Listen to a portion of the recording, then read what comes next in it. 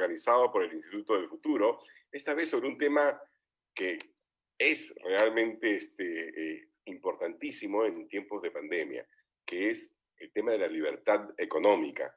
Libertad que nosotros de alguna forma hemos venido, digamos, dejando, ¿no?, que pierda cierta preponderancia, porque claro, en momentos de emergencia nacional es el Estado nacional, es el gobierno, digamos, el que toma el papel preponderante, ¿no?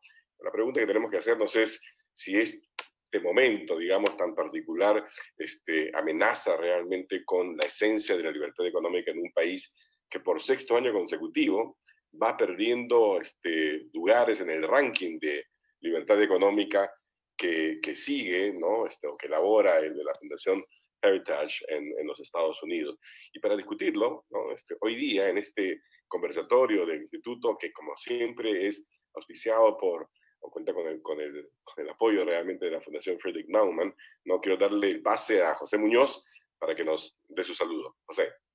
Muchas gracias, Carlos. Es un gusto poder estar acá con ustedes. Muy buenas tardes para todos los televidentes también. Espero que ustedes y sus familias estén muy bien.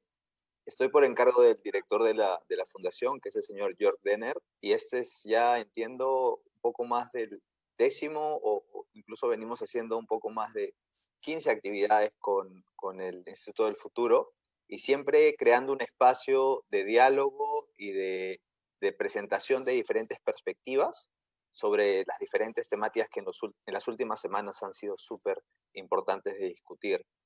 Nosotros como fundación trabajamos en 6 países, incluyendo naturalmente Perú, Colombia, Chile, Ecuador, Bolivia y Venezuela, y promovemos valores liberales, específicamente, naturalmente, la libertad económica, el Estado de Derecho, también la libertad individual, los derechos humanos y temas también más transversales como la digitalización y una educación de calidad. Muchas gracias por la invitación nuevamente y espero, y es un placer en realidad, poder compartir este espacio con todos estos brillantes profesionales.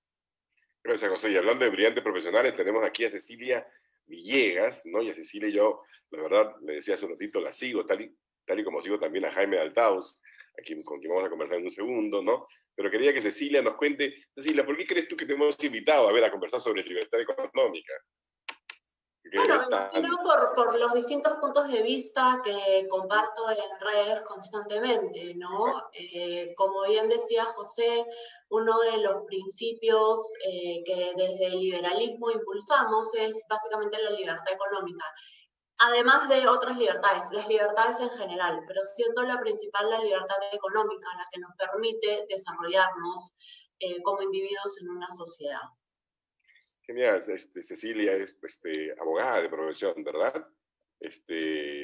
Politóloga, y bueno, tiene muchísimos, como digo, seguidores en redes, sus opiniones siempre son discutidas y son parte, digamos, de la conversación, ¿no? Así que hoy día vamos a escucharte, Cecilia.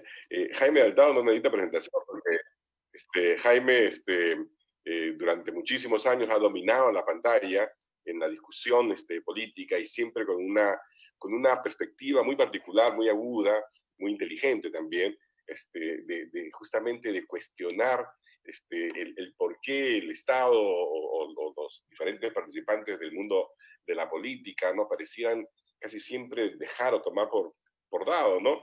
Que la libertad económica es algo que simplemente se puede dejar a un lado y que la prosperidad, el desarrollo, etcétera, se puede desarrollar en ausencia, ¿no?, de la libertad económica. Jaime, un saludo para todos. A ver. ¿Está Jaime, ¿no es cierto? Ya. Ahora ya. sí. Ahora, ¿me escucha? Te escuchamos, Jaime. No te veo, pero te voy a buscar. Aquí estás. Bueno, ¿cuál es ¿me estás preguntando algo, perdón, Carlos?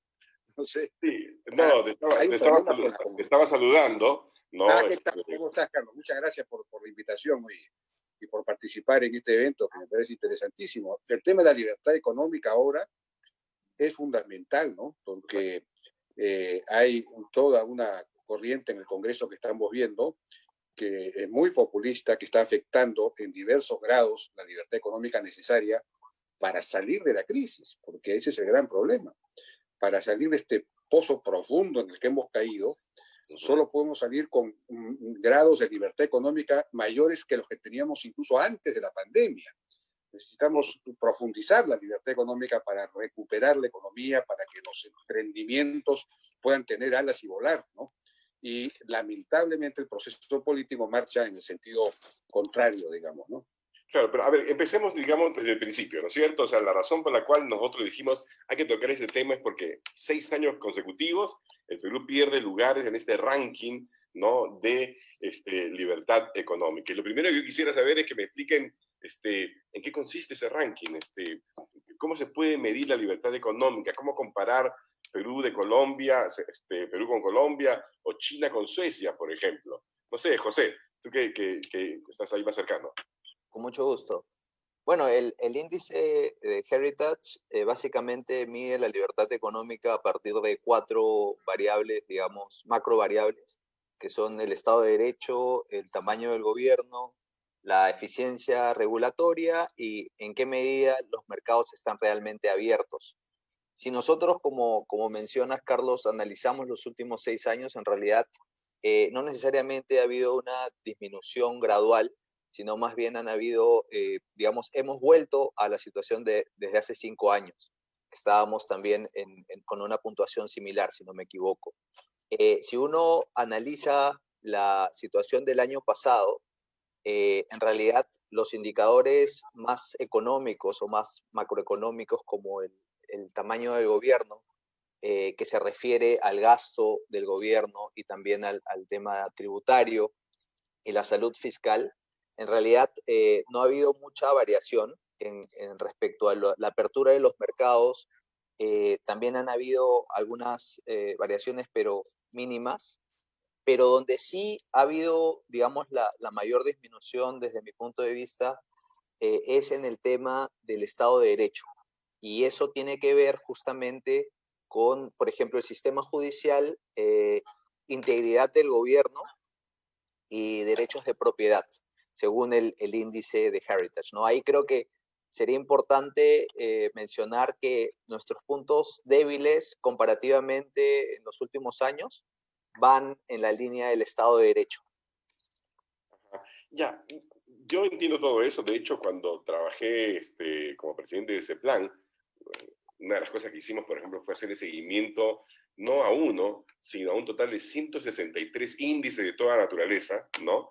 Y una de las cosas que encontramos, analizando, digamos, cuál es el potencial, digamos, que tienen para explicar ciertas cosas, es que la mayoría de ellos responden en realidad a un problema que los estadísticos señalan todo el tiempo, que es el de la correlación, ¿no? En este caso en particular, por ejemplo, la pregunta es si realmente el índice de libertad económica está simplemente correlacionado o es causa de bienestar, porque un poco lo que estamos diciendo es que necesitamos mayor libertad económica porque ello es un predictor, digamos, de mayor nivel de bienestar, ¿no? Y la pregunta que se hacen los estadísticos, ¿no?, es que esto no necesariamente es así. Jaime, ¿a ti que te gustan las estadísticas? ¿Tú cómo responderías a eso? A ver, ¿cuál es el poder explicativo que tiene realmente el índice de libertad económica? Si uno se pone a pensar, por ejemplo, que China figura en el puesto 112, Suecia en el puesto 22, ¿no? Y Suecia tiene una mayor participación, digamos, tiene impuestos que significan el 45% del PBI, China creo que 25%, tiene sindicatos muy fuertes, pareciera que no hay tanta libertad y sin embargo figura en el puesto 22 versus 112 de China. Bueno, Suecia ha liberalizado mucho su sistema, ¿no? Su sistema ha reformado mucho su sistema de bienestar en los últimos 20 años. Es asombroso cómo ha liberalizado mucho su economía, su Estado. Pero yo no creo que vamos a encontrar en la estadística la explicación causal, digamos, sino en la teoría, ¿no? En la teoría. Hay la famosa frase de Adam Smith, tan conocida, de que yo, persiguiendo mis propios fines, contribuyo a los fines colectivos. Sí, claro. Es decir, yo produciendo algo que yo sé producir y que satisfacen las necesidades de terceros, es decir, que terceros me adquieren lo que yo produzco, el bien o el servicio que yo produzco, entonces yo obtengo una utilidad y al mismo tiempo el consumidor, el que me consume, también se beneficia, ¿no? Pero para que ese principio funcione, la famosa mano invisible del mercado, pues se necesita que haya libertad en los mercados, que uno pueda efectivamente invertir donde uno sabe o donde uno siente vocación para invertir o donde hay demanda para esa inversión. Uno tiene que poder decidir entonces qué produce, qué consume, cuánto trabajo necesita, cuántos trabajadores necesita, de qué calidad, cuánto tiempo, en fin, a quién contrato y todo lo demás. Y entonces, lo que hay son básicamente tres grandes mercados o factores que son el capital, los bienes y el trabajo. Tiene que haber libertad de movimiento en el capital, en los bienes y en el trabajo, ¿no es cierto? En el capital no puede haber, pues, sectores de la economía donde yo no pueda invertir, como había antes, por ejemplo, uno no podía invertir en la agricultura prácticamente con la Constitución del 79, no sé si se acuerdan. Pero al mismo tiempo, yo no puedo invertir si la ley me establece unos costos demasiado altos, unas regulaciones, unas exigencias, unos requisitos que hacen que mi inversión sea inviable, no sea rentable, ¿no? Entonces, eso significa que son trabas al movimiento del capital. Tampoco debería haber trabas al movimiento de los bienes, es decir, la libre circulación de los bienes. Aranceles muy altos, por ejemplo, impiden, es una manera de bloquear la circulación de bienes, o controles de precios, por ejemplo, ¿no?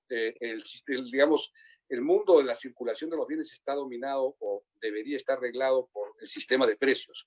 Y el sistema de precios es un sistema de regulación automática de la oferta y la demanda. Yo no puedo interferir en ese sistema. Debo dejarlo operar libremente porque entonces los precios ya no funcionarían. Si el control de precios es una forma de interferir la libertad económica monetaria, por decirlo así. Y el mundo del trabajo también, ¿no es cierto? Que debe haber contratos libres, debe haber contratación libre, cese de la contratación también libre, lo que algunos países, ahora que mencionabas a Suecia, hay algunos países precisamente nórdicos como Dinamarca y otros, que tienen este sistema que se llama la flexi-seguridad, ¿no? En donde hay total flexibilidad para contratar y despedir, pero al mismo tiempo hay un seguro de desempleo muy fuerte que hace que uno esté subsidiado mientras está desempleado y al mismo tiempo recibe una capacitación en sectores que le permitan a uno reciclarse en el mercado de trabajo. Entonces, ese es el sistema ideal, un sistema que permite la libertad en el mundo, en el mercado laboral. Entonces, digamos que... Pero como dices tú... Sí. No, te decía, como dices tú, es el ideal, ¿verdad? Y tú has hablado un poco de la mano invisible de Adam Smith. Sin embargo, sí, los cínicos dirían, en un país como el Perú, más que la mano invisible de Adam Smith, lo que ha habido, lo que hay, es el apretón de mano invisible de los grupos, de ciertos grupos económicos, ¿no? Que cooptan la libertad económica, ¿no? Y que generan, digamos, grupos oligopólicos de todo tipo, ¿no? Que hacen que justamente se cuestione, ¿no? La viabilidad o la deseabilidad, digamos, del sistema capitalista en el Perú, ¿no? Cecilia, ¿tú piensas, por ejemplo, que realmente en el Perú tenemos competencia perfecta o tenemos una competencia muy imperfecta, muy llena de oligopolios y monopolios? En principio no existe competencia perfecta de ninguna parte del mundo, ¿no? Lo primero que tenemos que entender es que somos seres humanos y los seres humanos somos falibles y el hecho de buscar distintas ventajas hace que muchas veces, y sobre todo cuando no tenemos los principios y la ética adecuada, muchas veces se cometan abusos. Yo creo que el principal limitante de la libertad económica de un país es el gobierno. y es el gobierno a través de la regulación, es el gobierno a través de una mala generación de incentivos, pero es también el gobierno cuando permite el mercantilismo, regresando a lo que tú estabas señalando, ¿no es cierto? Uno de los grandes enemigos del liberalismo es sin duda el mercantilismo. Por eso es que muchas veces no logramos poner sobre la mesa las ideas claras. Hay una discusión Cecilia, ideológica. Claro, ¿podrías poner tú de manera clara, por ejemplo, la distinción entre lo que es el mercantilismo, que tú y yo creo que entendemos, pero me gustaría que lo exponga, versus lo que sería realmente una economía de mercado, capitalista, bien manejada? Sí, por supuesto. Una economía de libre mercado permite que los actores económicos decidan libremente, de acuerdo al mercado y de acuerdo a el consumo de las personas, en qué quieren invertir, cómo invertir y cuáles son los productos que van a entregar al mercado, ¿de acuerdo? Mientras que el mercantilismo lo que hace es capturar rentas. Por ejemplo, si yo para operar necesito una licencia, logro que el Estado me otorgue la licencia exclusivamente a mí y así es como yo puedo hacerme muy rico, por ejemplo, ¿no? En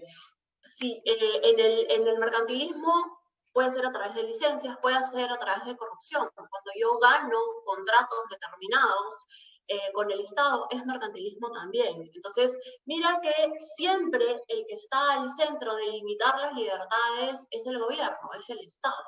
Entonces, por eso nuestro interés de limitar la participación del Estado y de limitar la regulación del Estado, de permitir que los actores económicos, sean las empresas, sean los consumidores, funcionen libremente y decidan libremente.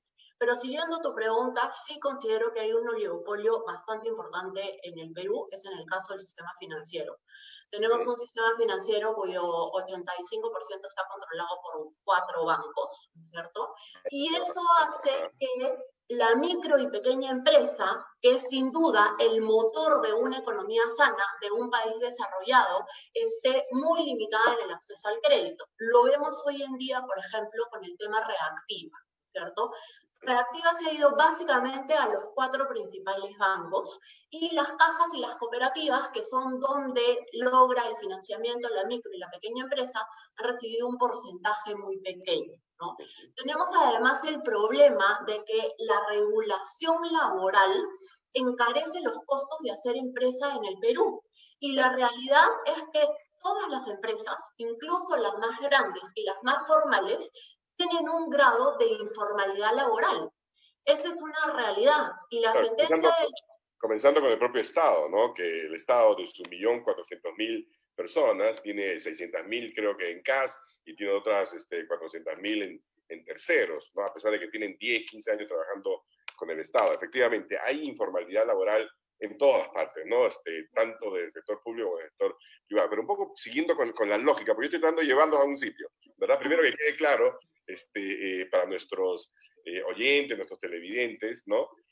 Que efectivamente hay una forma de capitalismo que es un poquito distinta de la experimentada por la mayoría de ciudadanos, por ejemplo, cuando va a los bancos, cuando siente, pero lo estamos viendo, ¿verdad? Hay un gran rechazo a esa forma. Entonces, a ver, Jaime, ¿tú cómo lo ves? A ver, ese rechazo, digamos, a estos, al tema, por ejemplo, de las farmacias, al tema de los bancos, al tema de las FPs, ¿tiene algunos visos, digamos, de razonabilidad o es simplemente la locura de la gente, digamos? Bueno, yo creo que ahora hay una campaña, una ofensiva muy fuerte contra la empresa y contra la gran empresa en particular y contra estos sectores que tú has mencionado. En algunos casos con alguna justificación, cuando se ha comprobado los cobros excesivos, por ejemplo, en algunas clínicas, pero en otros casos sin justificación alguna, ¿no? Entonces, esto forma parte de una corriente ideológica que apunta a desacreditar por completo el libre mercado. Entonces, luego de una campaña tan fuerte en ese sentido, se puede llegar a la conclusión de que el libre mercado es esencialmente abusivo, ¿no? Busca aprovecharse lucrar con la desgracia ajena, con la pandemia y todo lo demás. Ese es el mensaje que queda destilado. Y eso es un problema y hay que combatirlo porque no es así. En el caso de las farmacias, por ejemplo, hay un oligopolio, efectivamente, casi un monopolio, mejor dicho, hay una cadena muy grande que absorbió varias cadenas, ¿no es cierto? Pero hay un montón de otras pequeñas farmacias que no forman parte de cadenas necesariamente. Pero que no tienen el mismo poder de compra, ¿no? Que no tienen el mismo poder de compra, sí. Sí, pero los precios que ha mantenido esa cadena grande, digamos, son precios que están por debajo incluso del índice general de precios. Es decir, no ha aprovechado su poder monopólico, por decirlo así, para aumentar los precios. Si lo hiciera, entonces de lo que se trata es de que el sistema no tenga barreras de entrada. Es decir, los monopolios o los oligopolios no son malos en sí mismos, sino solo cuando hay barreras de entrada, cuando no se puede ingresar a competir en ellos. Si un monopolio o un oligopolio pone precios muy altos y no hay barreras de entrada, entrarán terceros competidores, importarán esos bienes o los fabricarán acá, ingresarán con precios más baratos y crecerán. Será una oportunidad de crecimiento. Pero a ver, Jaime, no, yo totalmente de acuerdo contigo, si esa fuera la realidad de las cosas, ¿no? Pero, por ejemplo, en el sector bancario, ¿no? Yo recuerdo así claramente, 2 años atrás debe ser más o menos que el presidente de Itaú, que es un banco, un superbanco en Brasil, ¿no? En una entrevista en el diario Gestión aquí en Lima, ¿no? Dijo así claramente que en el Perú no le permitía a la superintendencia entrar. Yo conozco bastante bien el mercado brasileño bancario, Itaú, Unibanco, Bradesco, son super bancos con unos niveles de eficiencias extraordinarios, con una banca super móvil, etc. Perdón, Carlos, perdóname, se congeló por lo menos un minuto, o sea que no te he escuchado. Bueno, a ver, no, te decía que el problema con los monopolios, los oligopolios que existen en todas partes, ¿no? Es que tienen regulación muy débil, ¿ya? Y en el caso, o sea, la regulación muy débil en el sentido de que es reguladores muy amigos de los regulados. Y estaba dando yo el caso específico, por ejemplo, ¿no? De un presidente del Banco Itaú, que es uno de los grandes bancos de América Latina, ¿no? Súper eficiente, súper automatizado, etcétera, que se quejó en una entrevista en el diario Gestión abiertamente de que la superintendencia de bancas de seguro de aquí en el Perú le ponía todo tipo de trabas y que por eso no podían entrar a este mercado. Y algo parecido ha pasado con el banco chino, que tiene mucho tiempo tratando de entrar, digamos, a competir, etc. Entonces, mi pregunta es, o sea, la gente, digamos, efectivamente hay una campaña de carácter ideológico, sin duda, pero también hay ciertos elementos, ¿no?, de la realidad de este mercado, digamos, un poco mercantilista que existe en el país, que hace que sea, pues, digamos, hasta políticamente muy útil utilizarlo, ¿no? Bueno, en el caso de los bancos parece ser un caso de falta de competencia, ¿no? Efectivamente. Exacto. Ahora, yo no he podido comprobar hasta ahora esto que tú me dices, he tratado de buscar evidencia en el sentido de que la Superintendencia de Banca y Seguros pone barreras muy altas para el ingreso de otros bancos. Han ingresado otros bancos y también se han ido. No sé yo no sé exactamente cuál cierto es eso. Un problema, porque un dato que de la realidad también muy claro es el tamaño del spread en el Perú, ¿no es cierto? La distancia que hay entre la tasa pasiva y la activa. Claro, cuando tú preguntas eso a los propios bancos, te dicen que el problema es la altísima informalidad. Y entonces es difícil en el caso de la micro y pequeña empresa, los costos administrativos del crédito son muy altos. Entonces, en fin, ese tipo de respuestas. Yo no sé si eso es verdad o falta competencia. Si falta competencia, tendría que haber pues mucha mayor competencia. Uno debería poder tomar préstamos pues en un banco chileno o en un banco del exterior, ¿no? Habría que abrir por completo ese mercado. Claro, pero justamente, Jaime, ese tipo de mensaje que tú estás dando, por ejemplo, me parece importantísimo, porque a veces también pareciera, ¿no?, que los liberales, entre comillas, se convierten realmente en protectores de un sistema que a la vista de la gente es injusto, ¿no es cierto? Claro.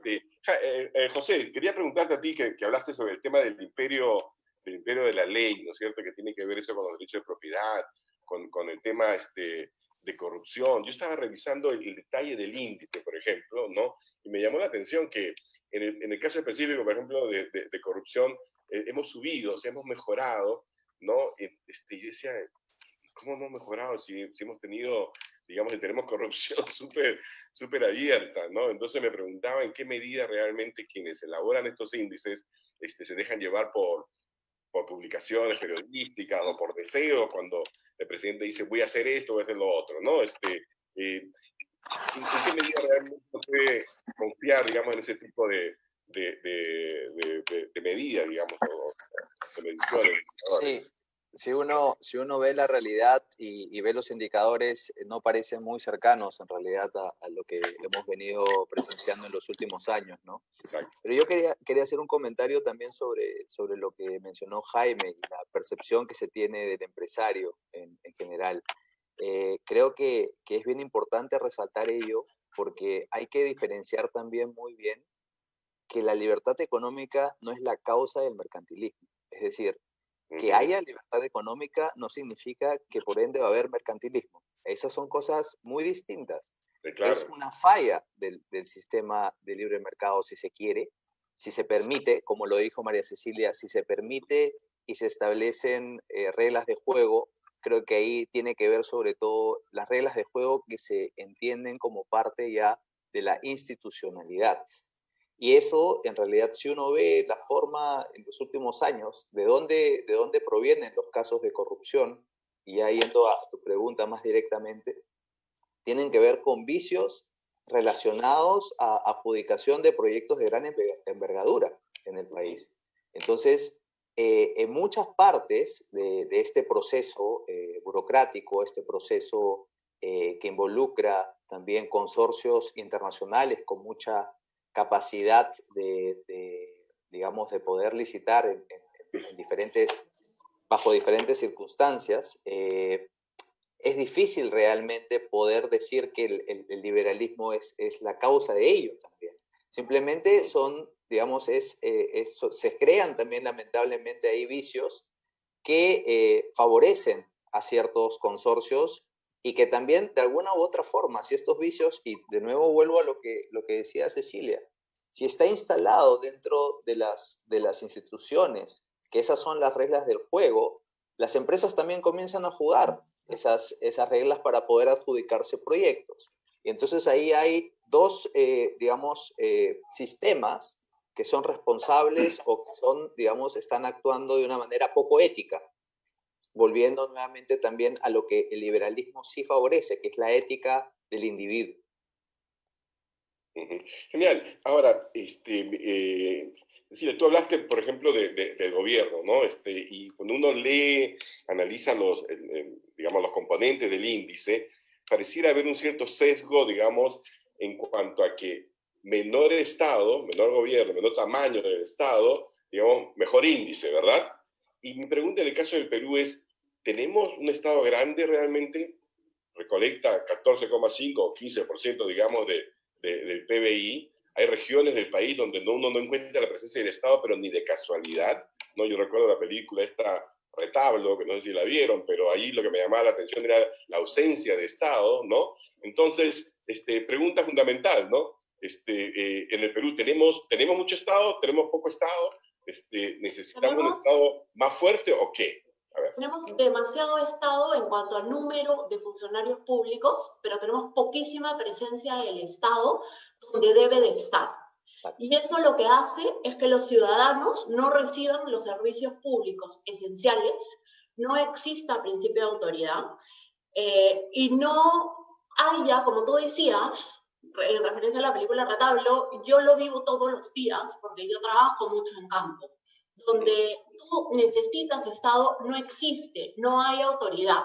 Y mira, tú te referías también al tema del índice de corrupción. Lo que sucede es que en la mayoría de los casos no denunciamos los actos de corrupción.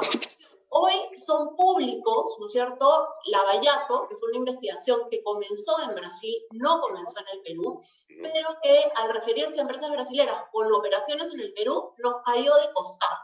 Sin embargo, todos los días enfrentamos casos de corrupción, de pequeña corrupción o de mediana corrupción. Desde el tramitador para sacar el brevete, eso es corrupción, ¿no es cierto? Esto, en la municipalidad, cada licencia que uno tiene que hacer, cada vez que uno presenta un proyecto en una municipalidad y de pronto el funcionario te dice, pero te falta el estudio tal, ¿no es cierto? Que no estaba en los requisitos, pero te recomienda su primo. Eso es corrupción. En todas las compras del Estado, las que están ocurriendo el día de hoy, en todas las compras hay un porcentaje que queda para un funcionario público. Sepa el ministro o no lo sepa, todos los días hay actos de corrupción. Lo que sucede es que en el Perú no hay un sistema adecuado de denuncia de actos de corrupción. Ni siquiera de denuncia de robo. Nadie denuncia ni siquiera el robo del celular en la esquina. Porque es tal el trámite que tienes que enfrentar que es mejor darlo por perdido. Si yo voy a postular a una compra pública o a una licitación y viene un funcionario y me pide el 10% en efectivo en una cuenta fuera, pues yo prefiero retirarme, denunciar. Porque, Carlos, ¿a quién denuncio? ¿A dónde voy? En la práctica, a una comisaría, al mismo ministerio, a la Contraloría, ¿a dónde voy? Yo he tratado de investigar. Claro, sí, pero, por ejemplo, mira, la situación que tú estás describiendo, que parece muy desesperada, en otras sociedades tiene respuestas muy rápidas, ¿no? En los Estados Unidos, en Inglaterra existe el whistleblower, ¿no? Exacto. No sé cómo se dice, el que silba el silbato, ¿no? El que toca el pito. El que toca el pito, el que anuncia y que es premiado por la sociedad por hacerlo. Yo he discutido, por ejemplo, internamente, por qué es que esto no lo podemos tener en el Perú. Silencios por todas partes, ¿no? Entonces deberíamos apuntar esas cosas, ¿no? Pero son ahora, ya estamos a la mitad del conversatorio, ¿no? Y yo quiero, ya ahora que hemos establecido que efectivamente mercantilismo no es, mejor dicho, liberalismo o un capitalismo bien manejado, no es lo mismo que la enfermedad que sufre en muchos aspectos de aquí en el Perú, llamado mercantilismo, ¿verdad? Que hay una relación efectivamente entre progreso económico, bienestar y mejores índices, porque al final cuando te pones a mirar dices, tú quieres un gobierno no muy grande, pero muy eficiente, ¿verdad? Quieres un mercado que esté razonablemente abierto y que permita oportunidades de todo tipo, ¿no? Quieres que la regulación sea eficiente, ¿verdad? No atosigante ni paralizante, y quieres efectivamente que haya un imperio de la ley, ¿no? Que la ley sea para todos, no solamente para los enemigos, ¿no? Y en esas circunstancias hoy, el COVID-19, la pandemia, ¿no? Nos ha expuesto, ha hecho que los ciudadanos tengamos que sacrificar ciertos niveles de libertad y dejarlas en manos del gobierno, ¿no? En los próximos 24 meses mínimo, vamos a ver, digamos, más gobierno, más acción del Estado. Este año, por ejemplo, el tamaño, digamos, del gasto del Estado es gigantesco, ¿verdad? El próximo año también será igual. En términos monetarios vamos a tener un Estado mucho más grande, ¿verdad? Y mucho más intervencionista, porque si nos están diciendo hasta cómo 67 páginas para ver cómo abre un colegio, ¿verdad? Significa mayores niveles de regulación, etcétera. Entonces, ¿cuál es el futuro inmediato, ¿no? de las libertades económicas en el Perú? ¿Y qué hacer, ¿no? para digamos, protegerlas en medio de la pandemia, Jaime? ¿Tú qué piensas? No te escucho. A ver.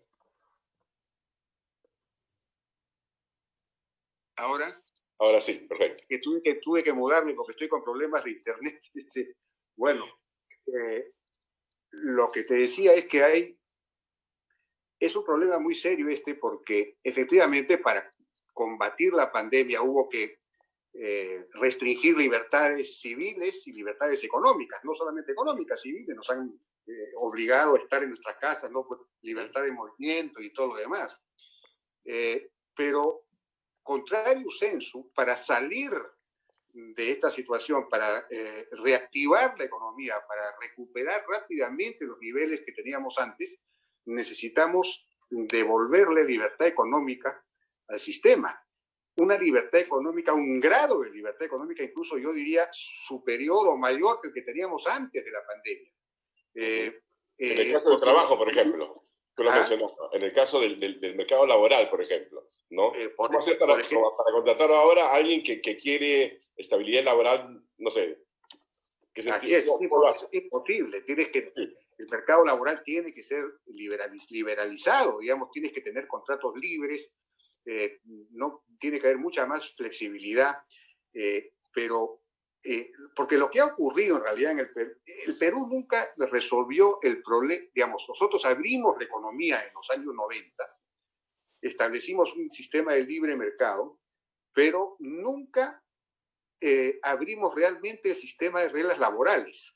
Se abrió parcialmente, pero luego fue cerrado nuevamente el año 2001 con esta famosa sentencia del Tribunal Constitucional que restablece un poco la estabilidad laboral absoluta. Entonces, no podemos tener un sistema libre en una serie de aspectos, los aspectos económicos, y tremendamente rígido, no libre, en los aspectos laborales, porque entonces no somos competitivos. Pero ¿no dirías que de alguna forma el COVID, que ha venido a acelerar tantos cambios, tantas tendencias, digamos, ha sido también una cachetada de realidad para quienes pensaban que todavía era posible, digamos, tener un contrato social, digamos, laboral del siglo XIX, en una economía, pues, donde hay desmaterialización, digamos, del trabajo, donde tienes empresas que son, digamos, de hoteles sin tener hoteles y cosas por el estilo, cuando, digamos, la realidad del siglo XXI habla de una economía muy diferente y la gente va a tener que tener no uno, sino 2, 3, 4, 5 diferentes versiones, digamos, de su vida laboral a lo largo del tiempo. O sea, lo digo porque hoy día a la gente se le ha bajado los salarios en términos nominales, ¿verdad? Se le aplica suspensión perfecta, o sea, y la gente ha entendido de que wow, las cosas realmente han cambiado, ¿verdad? ¿El ambiente está propicio entonces o no? Claro, evidentemente tiene que, digamos, yo me imagino que con un mínimo de, ¿qué te puedo decir?, de identificación con la necesidad común, esas posiciones que se oponían a estos cambios, a estas reformas, deberían ceder, ¿no? Porque es un asunto ya de sentido común. Es muy difícil contratar gente con las reglas actuales. Entonces también está bien para proteger a los pocos que están, digamos, dentro del sistema, pero por los que están fuera del sistema no tienen ninguna protección y la única manera de incorporarlos es con unas reglas muchísimo más ligeras, más simples, ¿no? Más fáciles de aplicar. Entonces, eso es fundamental. Ahora, estos índices de libertad económica te dicen claramente lo que está pasando, ¿no? Porque el Perú, digamos, reflejan esa contradicción que te mencionaba. El Perú tiene índices bastante buenos en todo lo que es libertad monetaria, de precios, sistema de precios, ¿no es cierto? Libertad comercial, hay aranceles bajos, también en fortaleza fiscal, incluso en tamaño del Estado, ¿no? En el sentido de que, por ejemplo, en el caso de salud, el problema de la precariedad del sistema de salud no se debe a que haya un presupuesto muy bajo del sistema de salud. El presupuesto del sistema de salud se ha multiplicado por 7 en términos reales en los últimos 20 años. El problema es una pésima gestión, una gestión patrimonialista y muy corrupta, hay mucha corrupción. Entonces, con esos mismos recursos que se han multiplicado por 7 en términos reales, podríamos tener un sistema de salud para todos muchísimo más eficiente, ¿no? Muchísimo más eficiente. Entonces, digamos, en todos esos temas estamos bien, pero donde estamos, no estamos bien en el sistema de salud, digamos, estamos bien en esos indicadores que he mencionado, pero donde estamos ya mucho menos bien es en lo que llaman eficiencia regulatoria, es decir, la propia libertad para hacer negocios, las sobreregulaciones, los requisitos, los sobrecostos. Yo diría, Jaime, si me permites, ahí sí, por un lado los sobrecostos, la sobreregulación, pero por otro lado también reguladores, ¿no? Que no actúan como reguladores, o sea, actúan más bien como amigos de los regulados.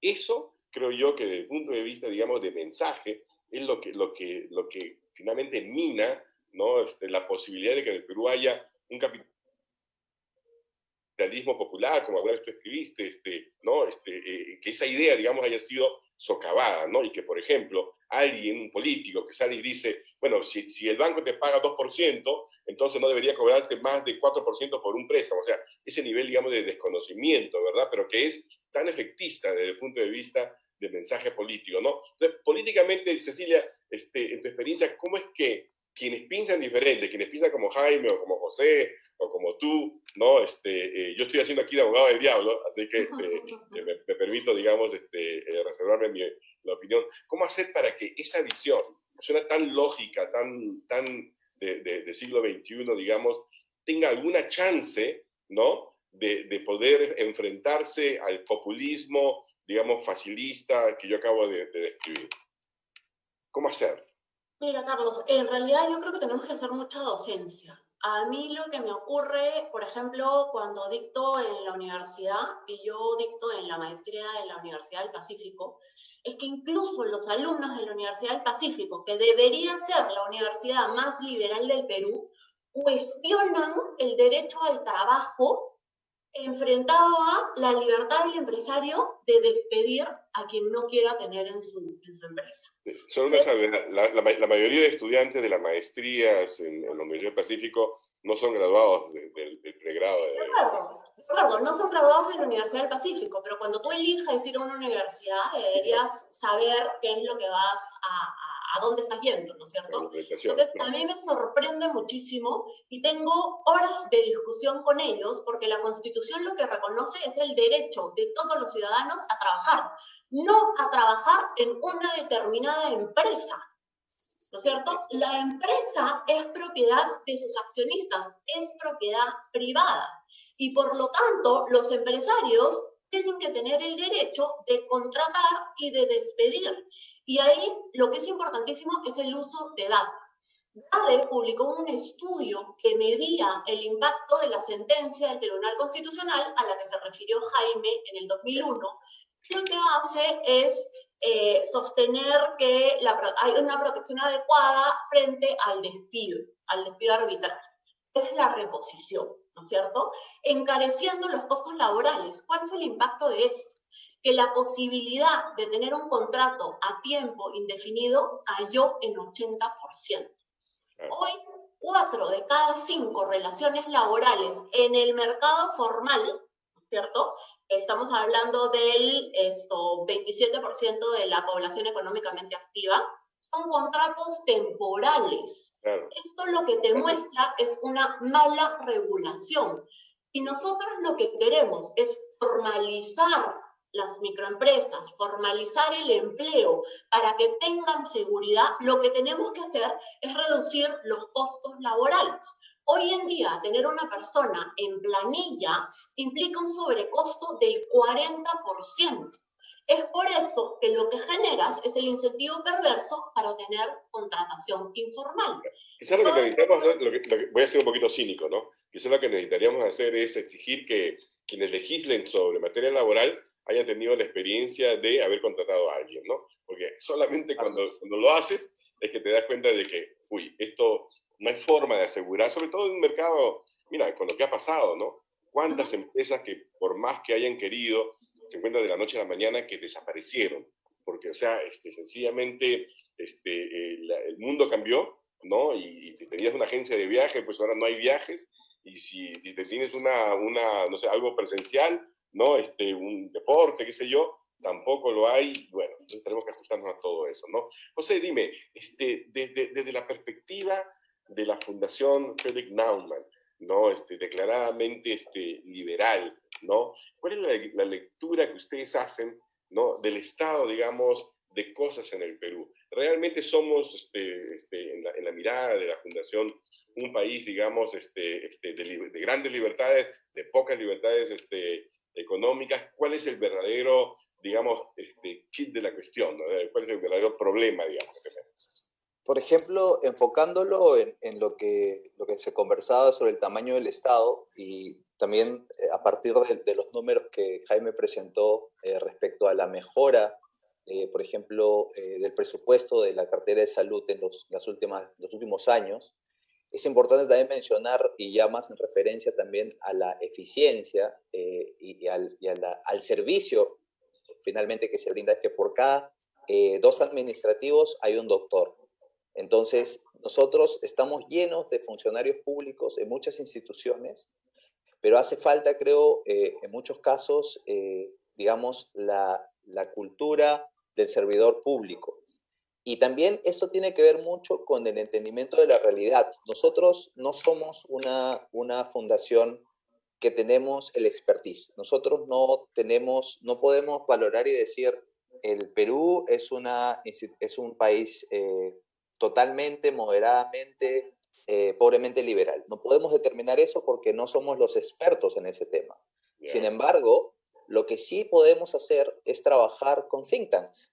Y en el Perú, por ejemplo, se le da muy poca importancia a los centros de pensamiento. Y cuando uno analiza, y ahora uno en los últimos meses, semanas, hemos visto cómo se han tomado las decisiones, en muchos casos se ha notado que digamos, la toma de decisión con la realidad, digamos, eran mundos paralelos, ¿no? Seguro que ustedes pudieron ver también la aparición de un científico de la computación, Ray Burgum, que hizo un análisis de data mucho más interesante que el mismo Ministerio de Salud o del mismo MINSA en una semana, porque contaba con la tecnología adecuada para poder analizar la data de una manera más eficiente. Entonces, nosotros en realidad pensamos que es sumamente importante integrar en las diferentes regulaciones que se quieran hacer en materia laboral, en materia también de reforma política, a los centros de pensamiento. Porque los centros de pensamiento, como el Instituto del Futuro, como Asociación de Contribuyentes, Contribuyentes por Respeto, y otras más, pueden aterrizar lo que se está pensando, lo que el funcionario público piensa, la hipótesis que tiene que puede funcionar, la puede validar o la puede comprobar. Y eso es lo que muchas veces, al parecer, es lo que sucede, que lo que se está tratando de regular no está muy cercano a la necesidad específica, por ejemplo, del microempresario, como menciona Cecilia, de las necesidades específicas de poder tener una flexibilización para poder contratar y tener menores costos finalmente para poder asumir mayores riesgos para hacer crecer su empresa. Claro, me queda claro, ¿no? Escuchándolos, ¿no? Que efectivamente tenemos primero un problema de educación, como lo dice muy bien Cecilia, ¿no? Tenemos que promover, digamos, ideas, digamos, más basadas en la realidad, ¿no? Porque esos mismos estudiantes que tú tienes en el programa de la Universidad del Pacífico, yo te aseguro que tienen familiares que han ido a los Estados Unidos, ¿no? Y que han tenido que enfrentarse a una realidad laboral donde, por ejemplo, tienen que pasar varios años antes de que tengan 2 semanas de vacaciones. Yo que trabajo un montón de años en Estados Unidos y en Inglaterra, ¿no? Y ahí no hay ningún problema, no hay ninguna duda ni nada, porque se toma como digamos, como normal, digamos, ¿no? Pero hay una expectativa un poco razonable en el caso del Perú, ¿no? Entonces, el tema educativo es muy claro, ¿no? El tema del tamaño del Estado, que nadie quiere discutir porque de inmediato tiene que ver con posibles despidos y cosas por el estilo, pero que tenemos que hacerlo porque es una carga para todos nosotros. Hay que discutir si realmente necesitamos 19 ministerios.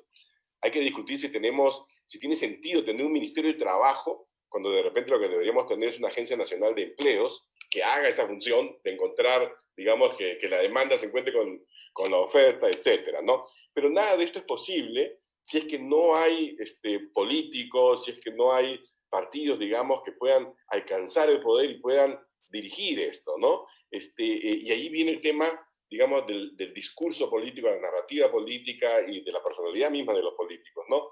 Jaime, tú que te has pasado los últimos 20 años, creo yo, entrevistando a políticos, etcétera, ¿qué hace que sea tan difícil que alguien que tenga ideas como la que acabamos de conversar ahora entre nosotros pueda tener éxito en el mundo de la política? Digamos, Vargas Llosa fue quizás el último que abiertamente habló de estos valores, de estas ideas, ¿no? Y ya vimos lo que pasó. Bueno, me parece que fue Schumpeter el que decía que la democracia tiende inevitablemente al socialismo. porque para ganar una elección, para obtener votos, tú tienes que ofrecer, digamos,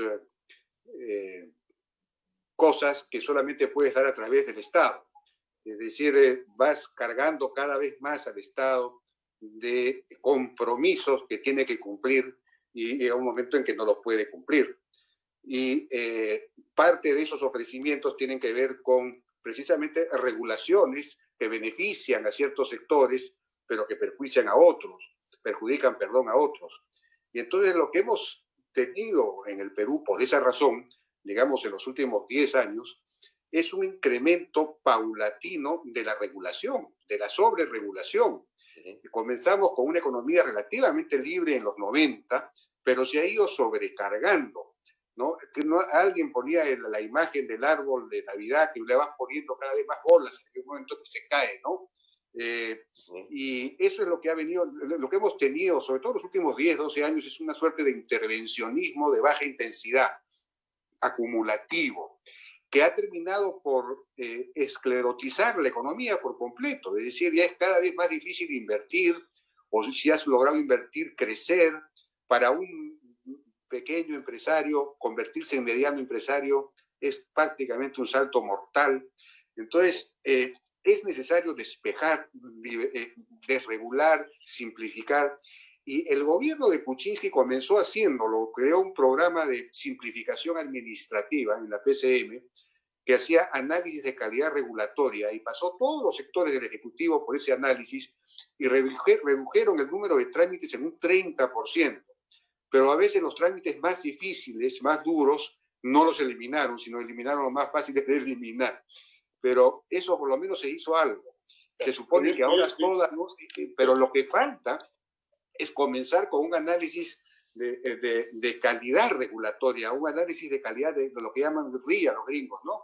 Regulatory, de calidad regulatoria, para ya, digamos, revisar la calidad de las normas que regulan la actividad misma, para retirar, derogar todas las normas que generan más costos que beneficios, ¿no? Pero para eso hay metodologías para eso, y eso claro, hay que hacerlo con toda decisión. Totalmente de acuerdo, pero para eso tiene que llegar al gobierno, un gobierno o un grupo de personas, digamos, que crea, ¿no? En la necesidad de hacerlo, que entienda, mejor dicho, la necesidad de hacerlo. Y mi pregunta era por el lado del discurso político. Tenemos elecciones en unos meses, ¿no? Donde como lo que estamos viendo hoy en día, más bien uno podría esperar que haya una competencia de mensajes populistas, ¿verdad? ¿Cómo Claro. hacer? O sea, ¿qué recomendaciones tendrían ustedes, ¿no? Para que una voz distinta pueda tener éxito.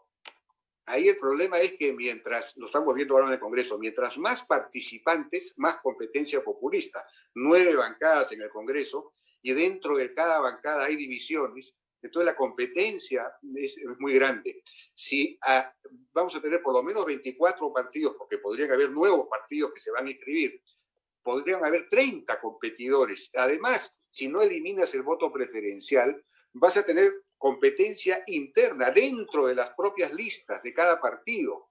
Entonces es una multiplicación exponencial de la competencia populista y clientelista, digamos, por ofrecer, yo con tal de conseguir votos ofrezco lo que sea, que a la larga se convierten en compromisos que afectan tremendamente la capacidad del Estado y la capacidad de la economía, digamos, de salir adelante, porque son todos compromisos que terminan afectando la libertad económica a la larga, ¿no? Claro, pero entonces es un problema. Claro, entonces el futuro, la verdad, que es bastante negro, ¿no? Porque si acabamos de decir desde un principio que necesitamos más libertad económica para salir del hoyo, y lo más probable es que tengamos una elección donde las fuerzas que piensan diferentes son las que van a ganar, entonces uno puede prever... Bueno, yo no he dicho eso, perdóname, yo no he dicho, yo creo que el candidato, cabe la posibilidad de que haya un candidato que gane, y que gane con un discurso pidiendo un mandato precisamente para hacer las reformas, para, digamos, hacer las reformas que hay que hacer. No sé si me están escuchando porque me parece que ya se ha cortado. No, te estamos escuchando. No, tendría que el candidato que gane debería ganar con ese mandato, explicar claramente lo que va a hacer en términos de desregular, digamos, dar mucho más libertad económica para que los negocios puedan prosperar, eliminar trabas, eliminar trámites, ganar con ese discurso y decir, ese es el mandato que yo pido, poder hacer todas estas reformas. En ese caso sí se podrá hacer. Genial, Cecilia, ¿tú qué pensarías? ¿Qué recomendación le darías tú al señor candidato, digamos, que tiene estas buenas ideas, pero que todavía no sabe cómo posicionarse en el espectro político para ganar con estas ideas y poder ayudar a que el país salga realmente del hoyo? Mira, yo creo que lo primero que hay que hacer es poner estas ideas en un lenguaje simple. La gran mayoría de peruanos son emprendedores. El peruano es emprendedor por naturaleza. El peruano no quiere nada gratis. El peruano quiere que le permitan hacer empresa. En cuanto el peruano puede sacar a su hijo del colegio público, lo saca y lo manda a un colegio privado. En cuanto puede dejar de ir a las clínicas del Ministerio de Salud o con el SIS, se va a una clínica privada. Entonces, aprovechemos esa naturaleza emprendedora de los peruanos y démosles las ideas en sencillo. ¿Por qué la sobreregulación tiene un costo? ¿Por qué es importante la formalidad? Hoy en día, con el COVID, vemos la cantidad de trabajos perdidos y cómo se han perjudicado todos aquellos que se movían en el sector informal versus los del sector formal que han tenido ciertos beneficios. Incluso aquellos que han tenido su pensión perfecta han recibido un subsidio. Entonces, tenemos que, como comunicadores, nuestro rol es trasladar esta información de manera sencilla. El peruano no es de izquierda en su mayoría, pero la izquierda vende lindo, porque ¿quién puede ir contra los derechos humanos? ¿Por qué creemos? Porque tenemos que defender el derecho de generar riqueza. El lucro no es malo. La única forma de salir de la pobreza, de acabar con la pobreza, es generando riqueza. Esas son ideas que tenemos que trasladar adecuadamente y tenemos que salir a debatir, remangarnos las mangas y subirnos al ring con la izquierda. Le vamos a ganar en todos y cada uno de los puntos que discutamos. El problema es que no nos gusta enfrentarnos a la izquierda. El problema es que la izquierda ha venido marcando la agenda y nosotros le seguimos la cuerda. Entonces, al candidato que quiera pelearse, tiene que salir y tiene que marcar su propia agenda. Y va a tener muchos expertos y muchos liberales que lo van a apoyar en distintos temas. José, ¿tú qué piensas? Respecto a lo que plantea María Cecilia, estoy completamente de acuerdo con eso. Yo creo también en realidad que el peruano es mucho más liberal de lo que sabe que es, porque en realidad justamente los valores que menciona Cecilia son los que al peruano le gustan en su mayoría. Y a eso yo le añadiría también plantear temas emocionales, que es lo que la izquierda hace muy bien. Y los temas emocionales, y creo que más que antes incluso, como la salud, la educación de calidad, y esto entablarlo también en agregar valor también para el microempresario o pequeño empresario, creo que son temas muy, muy valiosos que algún candidato debería comerse el pleito y plantearlos porque tiene ahí una masa de posibles votantes que no encuentran todavía alguna propuesta o algunas propuestas en este sentido.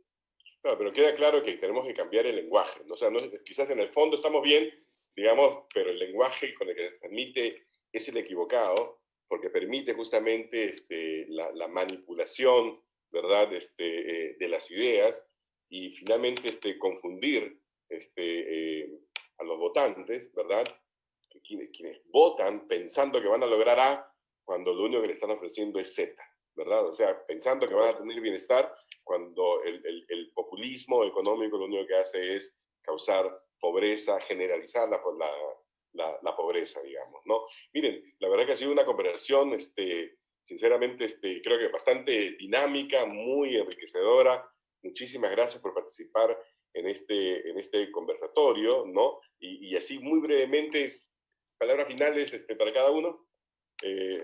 Cecilia. Bueno, nada, muchas gracias, Carlos, por la invitación. Me encanta la posibilidad de discutir ideas. Hoy tenemos un problema en el acceso a medios de comunicación.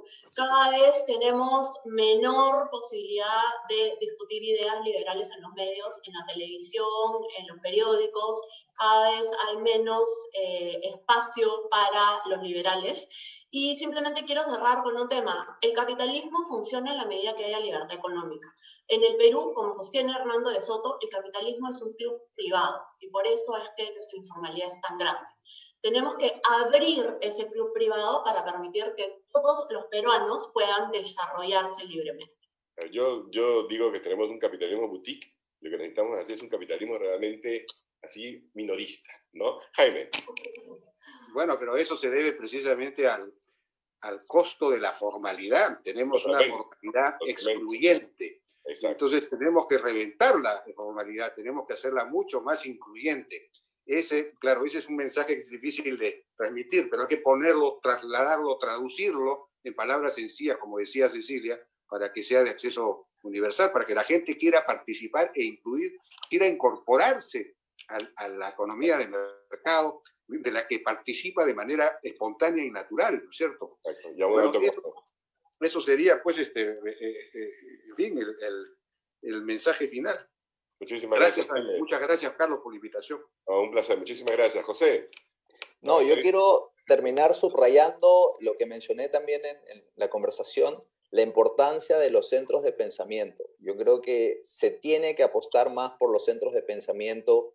Tanto el sector privado, el microempresario debería apostar también por encontrar en estas instituciones un articulador de sus intereses. Así que con eso quiero cerrar y muchas gracias por la invitación. Muchas gracias a todos. Gracias por escucharnos toda esta hora. Hasta luego. Gracias. Hasta luego. Gracias. Vale, gracias.